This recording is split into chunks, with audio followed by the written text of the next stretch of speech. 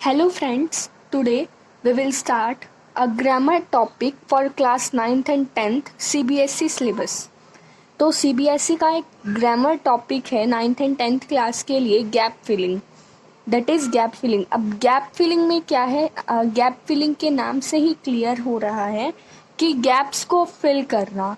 अब हमें ये जो गैप्स दिए गए हैं इस पैराग्राफ में, तो हमें क्या करना है, इन गैप्स को फिल करना है। अब हमें कुछ ऑप्शंस दिए गए होंगे, जैसे यहाँ पर ए है तो हम क्या करेंगे, हमें इसमें 4 ऑप्शंस दिए गए होंगे। अब हमें जो करेक्ट ऑप्शन होगा उसे यहाँ पर फिल करना है।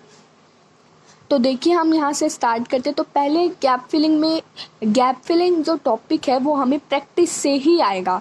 तो जब हम गैप फिलिंग की अच्छे से प्रैक्टिस करेंगे तभी हमें ये क्लियर होता रहेगा। एंड तो हमें गैप फिलिंग स्टार्ट करने से पहले हमें सारा जो है पैराग्राफ जो भी आपको दे रखा है उसको हमें क्या करना होता है, उसको रीड करना होता है, ताकि आप पूरा पैराग्राफ अच्छे से समझ सके, देन उसमें फिल कर सके। तो पहले हमें क्या दे रखा है, the ancient Egyptians believed that a person's soul lived, and then यहाँ पर a, then dash the body died.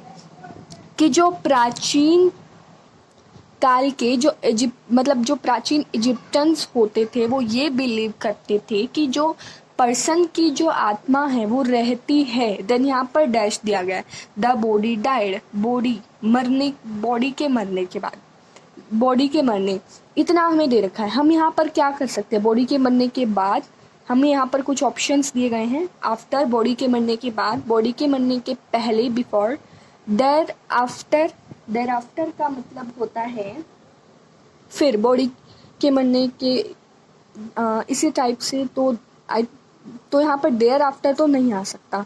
If का मतलब होता है अगर। अब यहाँ पर कौन सा सुटेबल हो रहा है, हम ये तो नहीं कह सकते कि बॉडी के मरने के अगर, नो, इफ़ का मतलब अगर होता है, ये दोनों यहाँ पर सुटेबल नहीं है। अब हम बिफोर देखें पहले एंड आफ्टर देखें बाद में, तो जो अब यहाँ पर देखते हैं, जो आत्मा है वो बॉडी के मरने के बाद ही होती है। तो हम यहाँ पर क्या करेंगे, आफ्टर। यहाँ पर हमारा जो करेक्ट आंसर होगा वो यहाँ पर होगा आफ्टर। इसकी आप जितनी प्रैक्टिस करेंगे तभी आपको ये क्लियर होगा। तो हमने यहाँ पर आफ्टर फिल कर दिया। उसके बाद सेकंड, मतलब इसी पैराग्राफ में आगे लाइन है हमारी, to make dash soul live, they developed ways to prevent the body।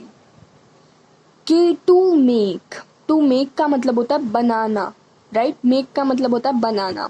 तो बनाने के लिए जो आत्मा है, सोल है, वो, तो उन्होंने क्या किया कि कुछ वेज डेवलप किए।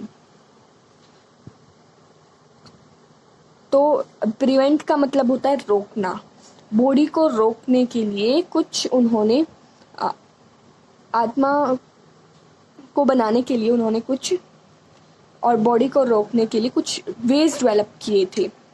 अब यहाँ पर हमें जो सूटेबल होगा हम वो करेंगे, जैसे कि ए एंड द इट्स। अब यहाँ पर to make the soul, to make a soul, to make an soul and to make its soul.